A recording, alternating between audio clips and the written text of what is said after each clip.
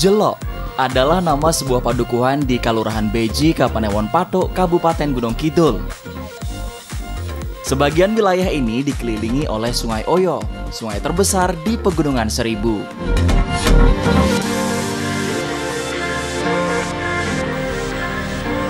Saat ini saya sedang melintasi jembatan Gantung Jelok. Dengan lebar kurang lebih 1 meter dan panjang 87 meter, jembatan swadaya masyarakat ini semula merupakan pintu masuk padukuhan Jelok, sekaligus sebagai satu-satunya akses terdekat menuju ke ibu kota Kabupaten Gunung Kidul. Jembatan gantung padukuhan Jelok pernah runtuh akibat banjir karena badai siklon Cempaka 2017 lalu. Kini akses menuju padukuhan Jelok semakin mudah, manakala pemerintah Kabupaten Gunung Kidul membangun jembatan permanen di sebelahnya. Harapannya potensi wisata dan perekonomian masyarakat dapat meningkat.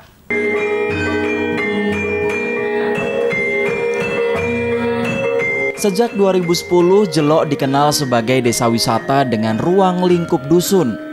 Namun dengan adanya kebijakan baru dari pemerintah, maka mulai 2021, namanya berubah menjadi Desa Wisata Beji.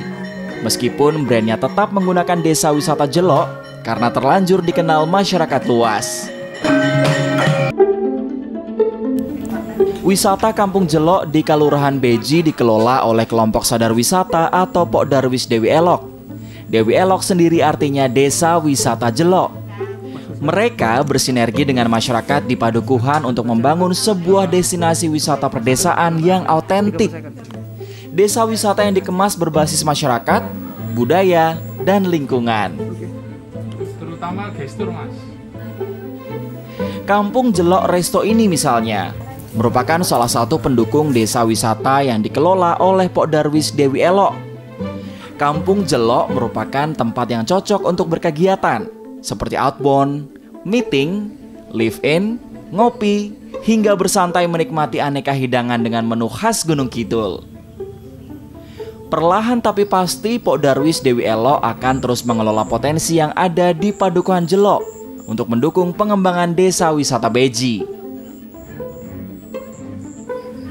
Untuk jangka menengah, kita dan teman-teman di Pok Darwis Desa Wisata Jelok akan mengangkat produk UMKM berupa batik tulis, yaitu namanya batik Gudeg Sinuwun atau lebih terkenalnya adalah batik Sinuwun. Dalam nanti batiknya adalah batik tulis. Kemudian kita juga akan angkat produk lokal, yaitu minuman herbal berupa wedang secang, yang ini adalah murni dari produk lokal kami, karena di tempat kami tumbuh banyak sekali pohon secang yang kemudian kita kemas menjadi sebuah minuman ataupun sebagai penghangat tubuh yang dinamakan wedang secang. Kemudian di jangka panjangnya nanti kita akan budidaya buah klengkeng dengan unggulannya adalah klengkeng kristal, yang kita sasarannya adalah di setiap pekarangan rumah warga yang kosong kita akan tanami buah klengkeng kristal, yang kemudian nanti di jangka panjang ini insya Allah akan kita jadikan sebagai pilot project untuk pengembangan dan contoh sebagai budidaya buah klengkeng kristal.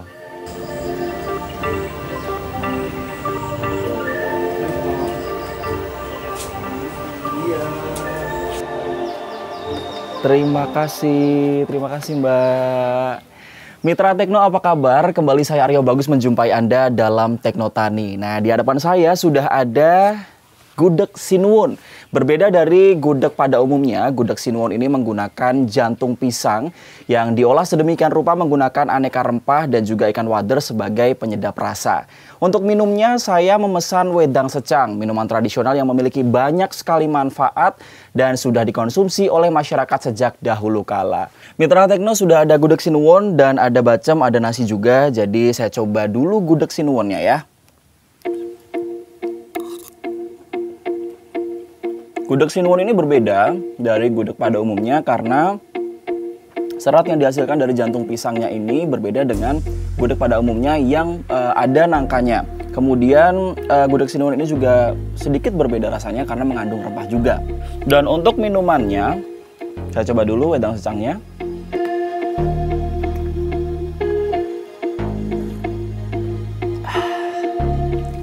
Rasanya yang penuh dengan rempah ini membuat badan saya menjadi hangat sekali. Pokoknya enak Mitra Tekno. Nah, di Kampung Jelo ini juga ada berbagai menu ragam lainnya. Ada sayur asem, ada juga sayur lombok ijo, ada sayur lodeh, aneka olahan ikan air tawar, dan juga ayam kampung. Berbicara tentang ayam kampung, saya jadi ingat harus menemui Pak Sugito yang merupakan pembudidaya ayam KUB di Padukuhan ini. Siapa Pak Sugito dan kira-kira apa yang dilakukan? Mitra Tekno dapat menyimaknya, namun saya harus menghabiskan dan juga melanjutkan santapan ini terlebih dahulu. Tetap bersama saya di Tekno Tani, inspiratif, edukatif, aplikatif.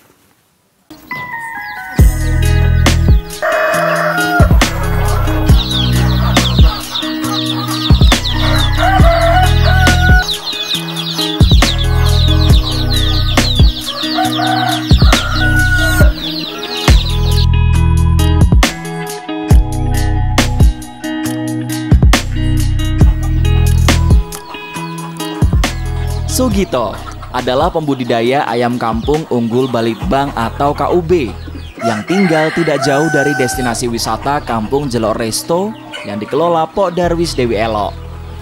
Ia bukanlah pengusaha unggas berskala besar, namun hanyalah pembudidaya mandiri yang memiliki indukan ayam KUB betina sebanyak 102 ekor dan pejantan 20 ekor. Karena ketekunan, keuletan, dan semangatnya yang tinggi, Sugito bisa menyisihkan sedikit keuntungan untuk mengembangkan usaha budidayanya dan menopang perekonomian keluarga.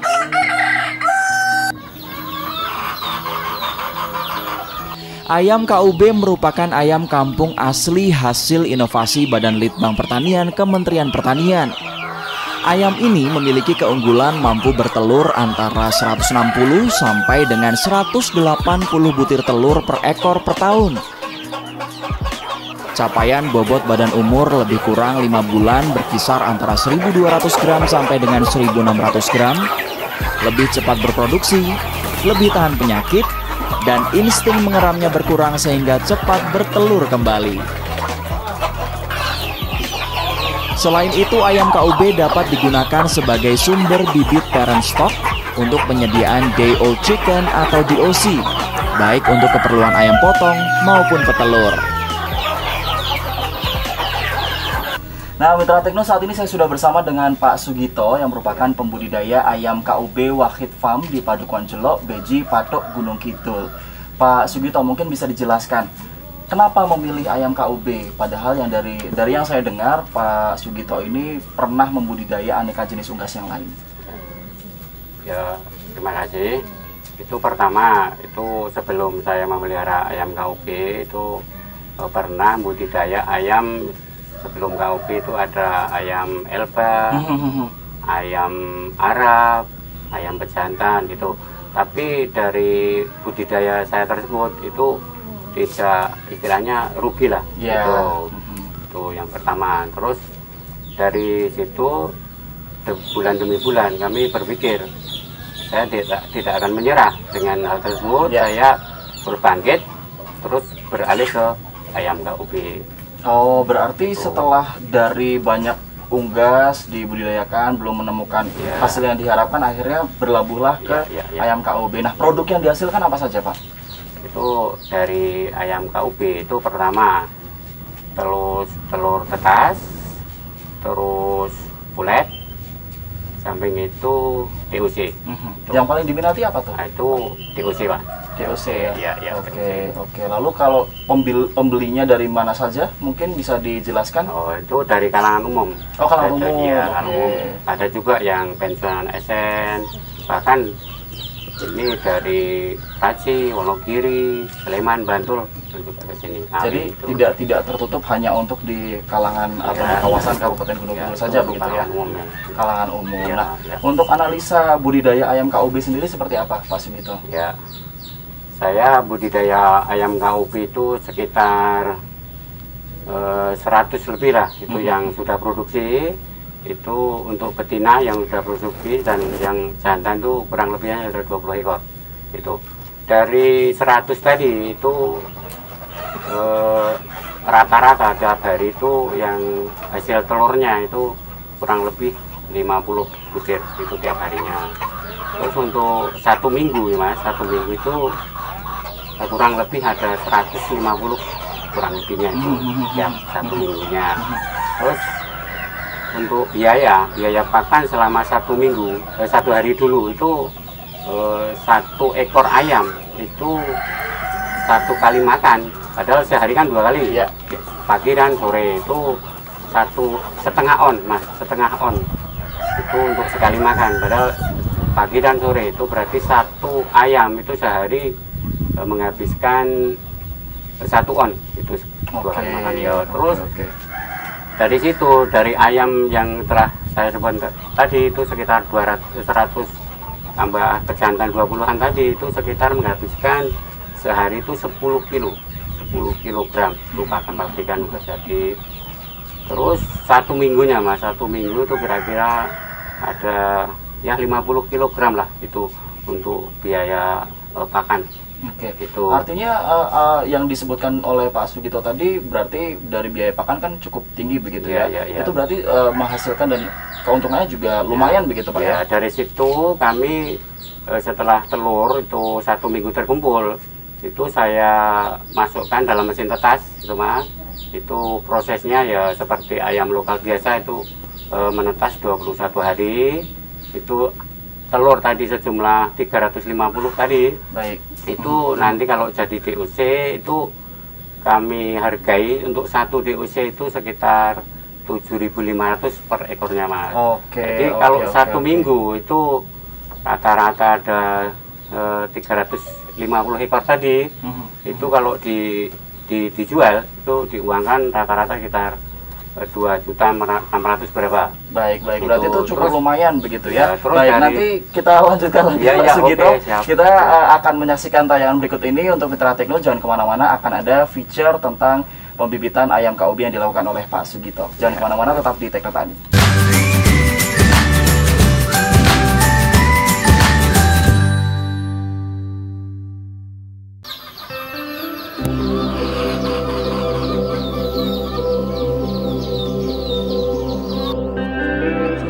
Budidaya ayam KUB dimulai dari persiapan kandang. Di sini Sugito menggunakan ukuran panjang 1,5 meter, lebar 1 meter, dan tingginya 2 meter. Lantai kandang berupa lapisan sekam yang ditaburi dolomit atau kapur pertanian. Tujuannya untuk mengurangi bau kotoran ayam. Dengan menaburkan dolomit, maka kotoran ayam akan menjadi lebih kering dan mengurangi bau amoniak. Tentu hal ini sangat baik untuk mencegah lambatnya pertumbuhan dan serangan penyakit. Dalam membangun kandang, Sugito juga merancang ventilasi yang mencukupi agar sirkulasi udara di dalam kandang berjalan dengan baik. Sedangkan pada bagian atapnya diberikan celah agar sinar matahari dapat memasuki kandang. Kandang dilengkapi dengan wadah pakan, wadah minum, kotak kayu tempat ayam meletakkan telur-telurnya, dan tenggeran. Setelah persiapan kandang selesai, langkah berikutnya adalah pemilihan indukan.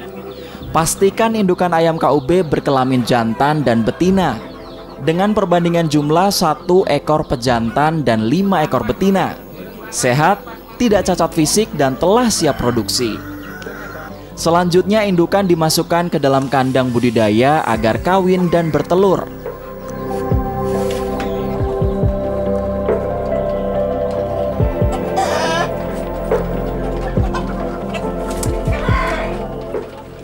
Dalam pengadaan indukan, biasanya pembudidaya dapat membeli langsung per paket kepada pembudidaya lainnya.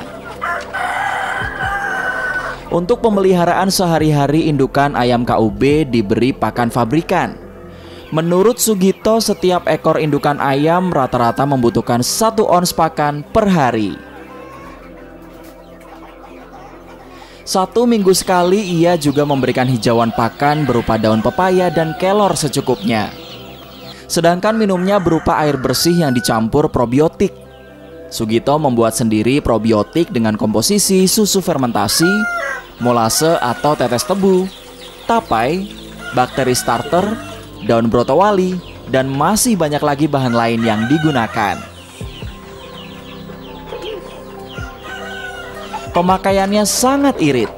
Setiap 3 ml probiotik dapat diperbanyak menggunakan 1 liter air bersih.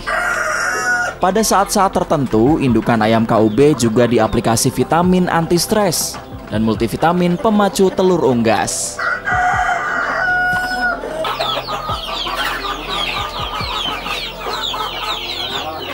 Ayam KUB mulai produksi pada umur 5 bulan. Jika di rata-rata setiap hari Sugito memanen telur sebanyak 50% dari jumlah indukan yang ada. Telur-telur tersebut dikumpulkan setiap hari hingga 1 minggu lamanya. Setelah itu barulah ditetaskan menggunakan mesin penetas.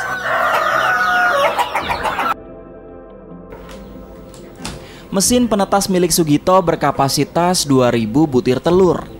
Kapasitas yang sangat besar tentunya untuk seorang pembudidaya mandiri seperti Sugito. Telur-telur yang sudah dibersihkan selanjutnya ditata dengan posisi tertentu pada sebuah rak di dalamnya untuk ditetaskan. Mesin penetas ini bekerja secara otomatis, mulai dari pengaturan suhu, kelembaban, hingga proses pembalikan telur.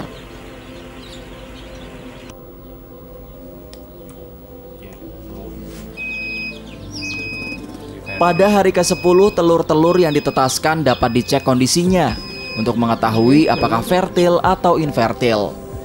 Jika fertil, proses penetasan dapat dilanjutkan. Namun jika infertil, maka telur tersebut dikeluarkan atau ditarik dari mesin penetas. Telur-telur ayam KUB diturunkan dari rak setelah 19 hari agar DOC tidak berhamburan jatuh ke bawah. Telur ayam KUB memiliki masa inkubasi yang sama dengan telur ayam lain pada umumnya, yakni 21 hari. Memasuki hari tersebut, telur-telur yang ditetaskan biasanya telah tuntas menetas. Pada hari ketiga atau ketika bulu-bulu DOC sudah mengering, maka dapat segera dipindahkan ke box pemeliharaan. Seiring dengan hal tersebut, Sugito memberikan minum air gula Jawa dengan tujuan untuk meningkatkan dan mempertahankan daya tahan tubuh ayam. Menurutnya, air gula Jawa dapat menggantikan energi yang hilang dan dapat meningkatkan daya tahan tubuh ayam untuk beradaptasi di lingkungan yang baru. Kemudian pada umur 4 hari atau 1 hari berikutnya, DOC divaksin dengan Newcastle disease atau ND dan infectious bronchitis atau IB. Tujuannya untuk menimbulkan kekebalan ayam terhadap infeksi ND dan IB. Vaksin ini akan menjadi salah satu faktor kunci keberhasilan performa pada ayam KUB. Metodenya melalui tetes mata, di mana vaksin dicampur dengan larutan biru atau dapar terlebih dahulu, kemudian diaplikasikan ke DOC.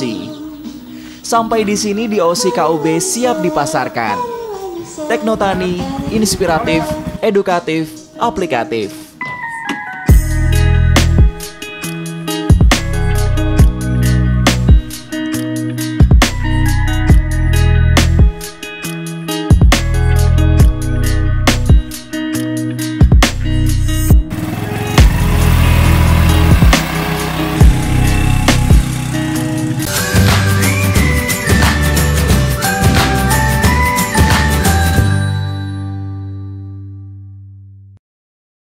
Mitra Tekno, masih ada Pak Sugito dan akan saya lanjutkan perbincangan di kesempatan kali ini. Pak Sugito, boleh disebutkan kalau budidaya ayam itu kan terkenal dengan kebutuhan biaya pakan yang cukup tinggi. Nah, kalau Pak Sugito menyiasati hal tersebut seperti apa, Pak? Baik untuk ayam yang sudah produksi maupun yang belum, Pak. Ya, terima kasih. Untuk ayam yang sudah produksi itu mau nggak mau itu ya beli pabrikan, Mas. Itu untuk pertama. Terus bagi yang belum produksi itu saya membuat pakan racian. Itu untuk yang pertama ada 3 macam itu, ada 3 macam racian tadi. Untuk yang pertama itu PR, itu jelas ada, itu 60%. Terus ampas bir itu 25% dan 1,5%, 15% tadi adalah jagung giling. Saya aduk satu baru diberikan ke ayam KUB yang belum produksi. Itu Oke. itu bisa menekan biaya untuk keringanan saya kurang lebih 40% gitu. Oke. Lalu berbicara tentang mesin penetas Ya. telur yang kapasitasnya ini sekitar kalau tidak salah 2000-an telur begitu ya. Ini efektivitas dan juga optimalisasinya seperti apa, Pak Sugito? Untuk aktivitas mesin tetas saya itu sekitar daya tetasnya itu 85 sampai 90% Mas, itu tetapnya. Terus maksimal untuk tadi kita mendatangkan telur dari luar bisa mengoptimalkan mesin saya yang kapasitas seperti itu Mas. Oh, iya.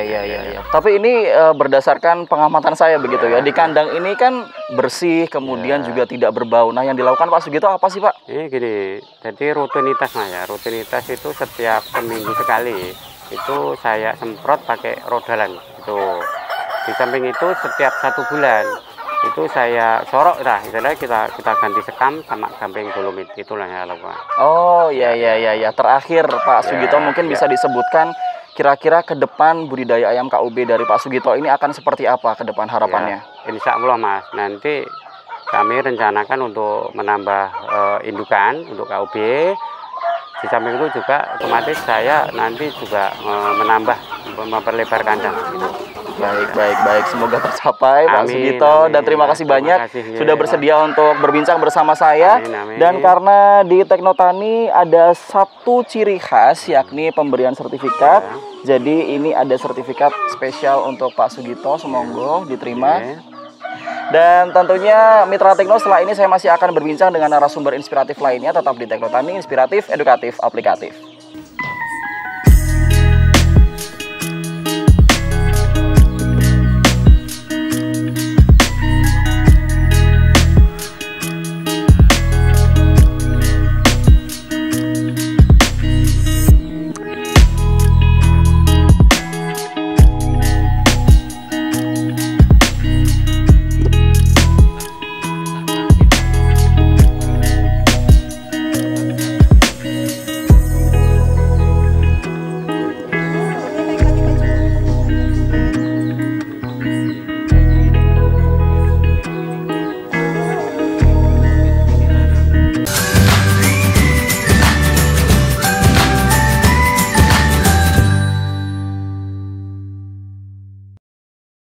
Mitra Tekno, setelah tadi saya berbincang dengan Pak Sugito yang merupakan pembudidaya ayam KUB, sekarang saya akan berbincang dengan Pak Joko Windiarto yang merupakan pelanggannya begitu ya, dan juga pembudidaya pembesaran ayam KUB. Pak Joko, bisa dijelaskan, Pak Joko ini kan pelanggan DOC-nya Wahid Farm begitu. Keunggulannya apa sih Pak? Keunggulan dari Wahid Farm itu jalurnya masih murni, usia induknya masa-masa produktif, jadi kematiannya bisa 0%, pertumbuhannya cepat.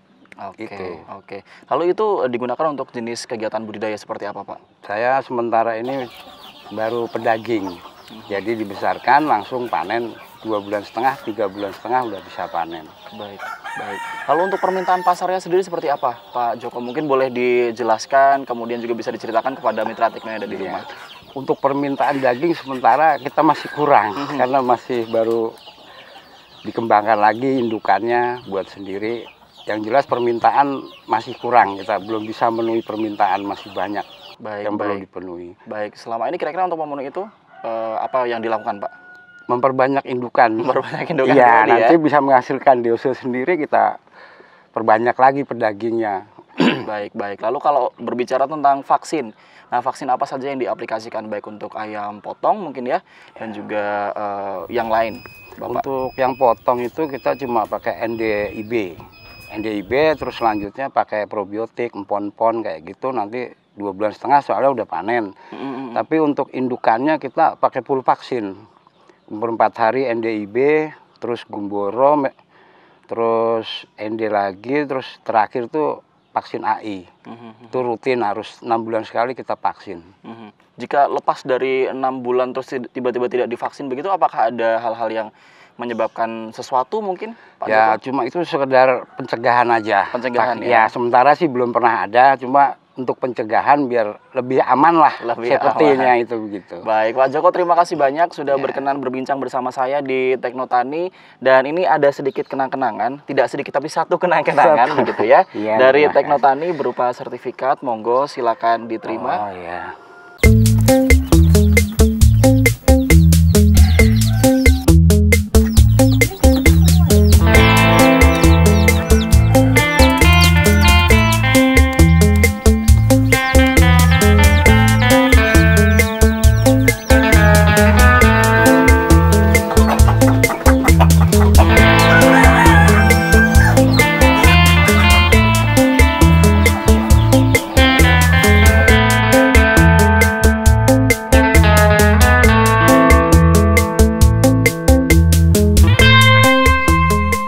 Mitra Tekno, inilah akhir dari Teknotani episode hari ini. Anda dapat mengirimkan saran dan komentar melalui WhatsApp di nomor 0817261681.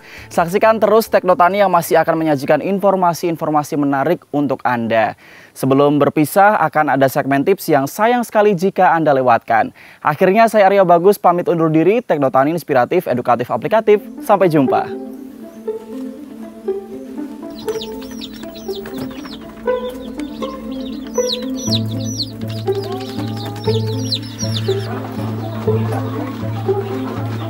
Kunci sukses budidaya ayam KUB adalah yang pertama kita harus menjalani ataupun merasa senang memelihara ayam KUB, itu yang pertama. Yang kedua, kita harus bisa memilih bibit yang benar-benar jelas dan berkualitas. Terus selanjutnya kita harus bisa mensiasati untuk pakan. Kita tidak boleh mengandalkan dari pakan pabrikan. Kita harus bisa mensiasati bagaimana caranya untuk mensiasati agar pengeluaran pakan lebih ringan. Itu untuk yang ketiga. Untuk selanjutnya kita bisa menjaga kesehatan untuk seluruh ayam-ayam, itu yang paling pokok itu. Teknotani inspiratif, edukatif, aplikatif.